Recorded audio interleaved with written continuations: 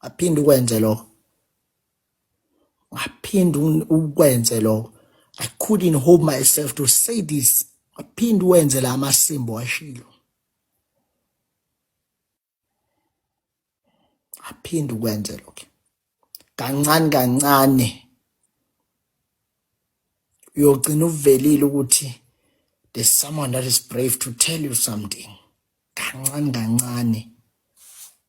Mhlawubhambathi iphoyisa lethu awuthi uthembeni wawuthembe zona lezi zinto zakho zama-camouflage phela akuwona amasotsha e-country lawana abafana nje abafayela ama-camouflage afana nawe MK. Ungaphindi ukhulumele wamhudo lo kade uhuda lapha ku-Alabaster.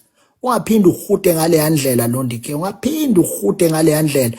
Wena wakwazi uhudela iphoyisa elikwi-rank ephezulu kwe-country, walihudela walibhambatha efubeni, walibisa ngekwerekwere umntwana waseLimpopo.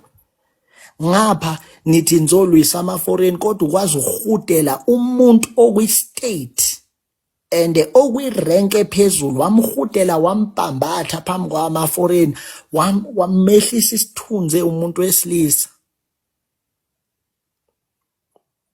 Wenze ngathi wena you are above law, wabhambatha umuntu osebenzela wona umthetho lo hlezi uthi uyashesha wena uyomela. Ungaphinde mina ngiyona-ke lento ongayimensela in that way. Ungaphinde nje ukhulumela amasimba ade wakhuluma lapha ku-Alabaster. This is my last warning.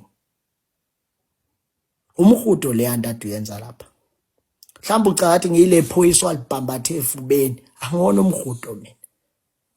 Lalela ubhambatha indoda yomuzi, indoda yomuzi wayihudela, indoda yomuzi wayihudela public when the cameras were around, wayihudela. Don't ever do that again.